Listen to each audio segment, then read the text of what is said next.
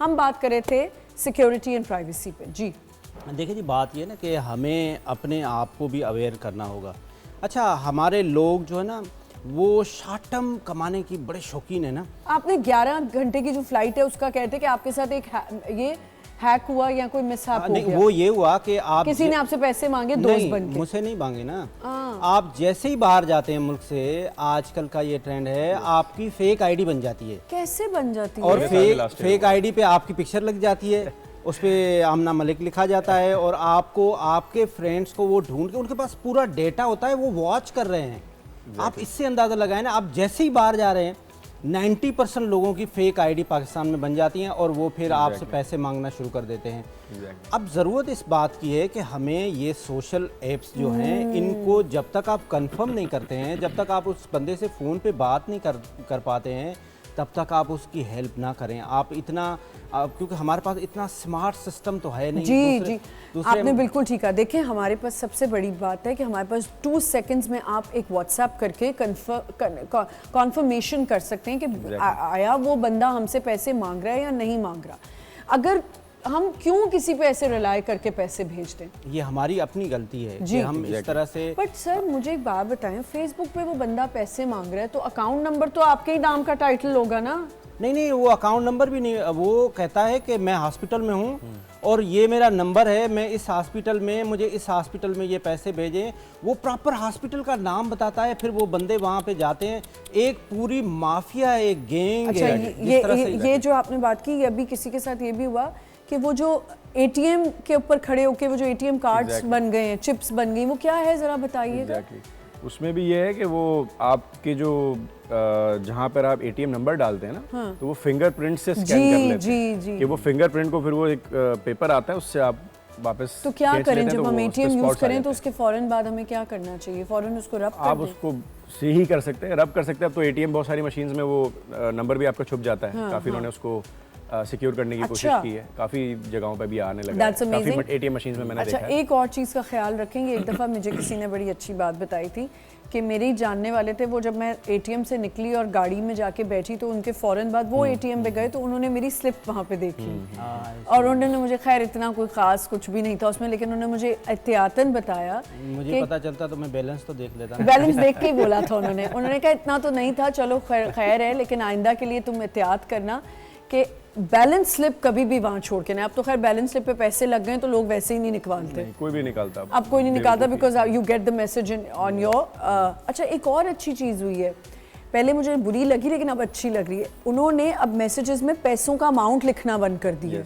इसकी क्या वजह होगी? ये अच्छा है कि आपकी एक सिक्योरिटी है ना, कि आपका ये मोबाइल तो इतना एक्सपोज है कि ये आपके लिए हर वक्त एक डिजिटल बम है कि आप इसमें सारी चीज़ें, आप इसमें अपनी कितनी सीक्रेसी रख रहे हैं। आजकल तो बहुत सारे बैंक्स ऐसे भी हैं जो कहते हैं नहीं, आप you have to register yourself in e system, otherwise वो आपको डाटा ही प्रोवाइड नहीं कर रहे होते हैं। काफ़ी ऐसे बैंक्स हैं। अब जब तक आप इसको इसमें नहीं मोबाइल में करते हैं तब तक वो देते नहीं। अब मोबाइल आपका इतना। अच्छा, अब मज़े की बात है कि एक और बैंक है जिसमें उन्होंने कहा कि जी आप फिंगरप्रिंट्स अपने फ़ोन से करें। अब मैं लगी हुई हूँ, नहीं हो रहा। खैर मैं गई ब्रांच और मैंने उनको कहा कि जी नहीं हो रहा, मैं क्या करूँ? उन्होंने कहा आप कॉल सेंटर फ़ोन करके कहें इसको डिसेबल करें। अब डिसेबल करने के लिए मैं कॉल करी हूँ, आगे से मुझे क्या कहा जा रहा है? देखिए, ये अपनी रिस्पॉन्सिबिलिटी पे आप डिसेबल करिए। अगर आपने अपना ये शेयर किया, अब मैंने कहा तो फिर मुझे बताएं कि इसको ठीक है। वो आईफोन 14 में तो ऑप्शन ही ख़त्म, वो ख़राब हुआ है, हम ठीक कैसे करें, उसमें टाइम लगेगा। मतलब मैं समझती हूँ हमारे सिस्टम्स भी थोड़े से लेट बैक हैं बहुत ज़्यादा। कब तो ये फिर भी देखें, ई कॉमर्स की ट्रेनिंग्स में जब आप लोग ट्रेनिंग करा रहे होते हैं, कंसल्टेंसी कोई कर रहा होता है, तो what are the key points? Basically हमारी फील्ड तो देखें डिपेंड करती है 100% डेटा के ऊपर। सो हमारी फील्ड के अंदर अगर हम क्लाइंट्स का, क्योंकि हम तो कॉन्फिडेंशियलिटी साइन करते हैं अपने क्लाइंट्स के साथ या एनडीए साइन करते हैं कि डेटा किसी का रिवील नहीं होगा, कॉन्फिडेंशियलिटी का ख्याल रखा जाएगा, डेटा ब्रीच नहीं होगा। तो ये तो बेसिक चीज़ें हैं, हम अपने एम्प्लॉयज़ को भी ये बात समझाते हैं। इवन हमने देखे, बीइंग अ कंपनी ओनर, आपको सिस्टम्स बनाने होते हैं कि जिसमें एम्प्लॉयज़ के पास भी, टीम मेंबर्स के पास भी लिमिटेड एक्सेस हो और वो एक्सेस इतना पब्लिक ना हो कि वो घर जाके भी उसको एक्सेस, क्योंकि बहुत सारी कंपनीज जो है ना वो सिक्योरिटी इस तरह करती हैं कि वो सर्वर्स अपने ऑफिस में रखती हैं। तो आप हमारे ऑफिस के सर्वर से कनेक्ट करोगे तो you will have the access to everything. अगर आप घर जाके लेके जाके लैपटॉप करते हो तो you will not have the access of those data points. So this security you needs to make sure कि आप ये चेक पॉइंट्स आप रखें कंपनी के। अच्छा, और जो पब्लिक वाईफाई है, public wifi is very risky, VPNs are very risky. HTTPS के थ्रू आपने वेबसाइट लगानी है, HTTP की वेबसाइट पे नहीं आपने जाना है। ये भी बड़ा खतरनाक मसला है, ये सिक्योरिटी का URL होता है।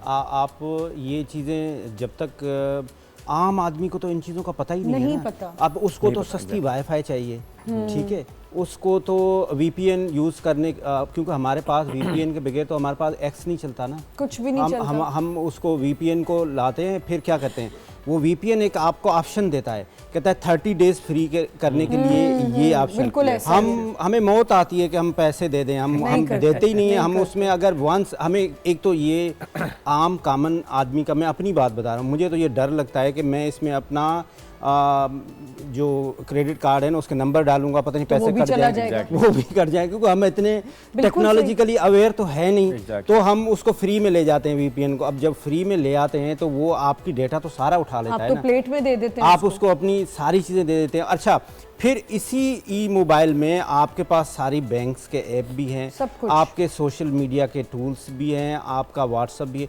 अभी मैं 2 दिन पहले बात बता रहा हूँ कि मुझे एक नाइजीरिया के नंबर से कॉल आई। अच्छा, मैंने ना ऐसे ही मुझे पता था कि ये नाइजीरिया में मेरा कोई बंदा नहीं है। सोच लें शायद कोई हो या कोई रहती हो आपकी। मैंने कहा ये नाइजीरिया में मेरा ये कोई ना कोई जो है ना ये स्कैम हो रहा है। अच्छा, मैंने उसकी कॉल रिसीव की, उसने मुझसे बड़े ज़बरदस्त तरीके से, लड़की थी लड़का था, उसने मुसलमान, वो मेरा नाम देखा होगा ना कहीं, उसने अस्सलाम वालेकुम बोला, उसने कहा I am sending you forwarding you some amount because you are my Muslim brother, so I am sending you code, please accept. अच्छा, वो कोड जो है ना वो डिजिटली वो मेरे स्क्रीन पे आ गया, उसने उसको सिर्फ ओके करना था। अच्छा, मैंने वो कुछ नहीं किया क्योंकि मुझे पता था, और मैंने उसकी सारे की वो स्क्रीनशॉट बनाता गया। मैंने यहाँ के, मेरे is my very good friend जो यहाँ के FIA के साइबर क्राइम के हेड हैं, सिंध के डायरेक्टर जनरल हैं, और वो बहुत अवेयर हैं, वो बड़े पढ़े, मैं उसको कहता हूँ वो पढ़ाकू आदमी है। मैंने उसको सारी चीज़ें भेजी, उसने कहा भाई साहब ये तो आप नाइजीरिया के मुझे भेज रहे हो, हम तो पाकिस्तानियों के भी नहीं कर पा रहे हैं, हमारे पास इतना सोर्स ही नहीं है कि हम 25 करोड़ लोग हैं, और हमारे पास एक डेटा के मुताबिक जो 23% लोग हैं उनकी इंटरनेट की एक्सेस है। बाकी तो हमारे देहात गांव में रहते हैं ना, वो तो बिलो द एवरेज रहते हैं। बिल्कुल ठीक कह रहे हैं, उनके पास तो वो सारी चीज़ें हैं ही नहीं। अब उनको मेंटेन करने के लिए जो हमें रिसोर्स चाहिए, जो हमें टेक्नोलॉजी चाहिए, वो हमारे पाकिस्तान में नहीं। हमारे पास लेजिस्लेशन बहुत अच्छी है, हम दुनिया में बहुत अच्छी लेजिस्लेशन कर लेते हैं, कानून साजी इतनी ज़बरदस्त करते हैं, लेकिन इम्प्लीमेंट नहीं करते। अच्छा, इम्प्लीमेंट ना करने की वजह एक तो ये है कि हमारे पास करप्शन, ठीक है, तो नंबर 2 ये है कि हमारी विल ही नहीं है, नंबर 3 ये है कि हम उसमें से रूट ढूंढ रहे होते हैं, जुगाड़। नादरा, जिस तरह से आपने बताया, नादरा का जो सिस्टम है ये परवेज़ मुशर्रफ के दौर में बना, ये दुनिया के बेस्ट सिस्टम में से एक सिस्टम है। ये सिस्टम हमसे, मलेशिया ने ये हमसे सॉफ्टवेयर खरीदा, और मलेशिया कितना डेवलप कंट्री है, उसने इसको कॉपी किया। अब देखिए हमारे यहाँ ये जो इंसिडेंट होते हैं, ये जो फेक आईडीज़ बनते हैं, जिस तरह से टेररिस्ट की फेक आईडीज़ बनी, आपने हालिया देखा होगा कि टेररिस्ट जिसकी फेक आईडी बनी वलीउर रहमान के नाम से, वो कैसे बनी, उसने क्या करा, वो एक फैमिली ट्री है आपका, वो जब आप नादरा में बनाते हैं ना तो एक ट्री आती है, उसमें आपका दादा होता है, फिर उसके बेटे होते हैं, फिर उसके बच्चे होते हैं, आजकल हम अपने बच्चों के भी कर रहे होते हैं ना, तो वो जो फैमिली सर्टिफिकेट है। अब इसमें क्या होता है, कोई एक आदमी आपका सेटल हो जाता है बाहर, वो क्या करता है, वो उस बंदे को उठाता है और उसको यहाँ से वो बेसिकली वो डिलीट कर देता है और उसमें दोबारा डाल देता है।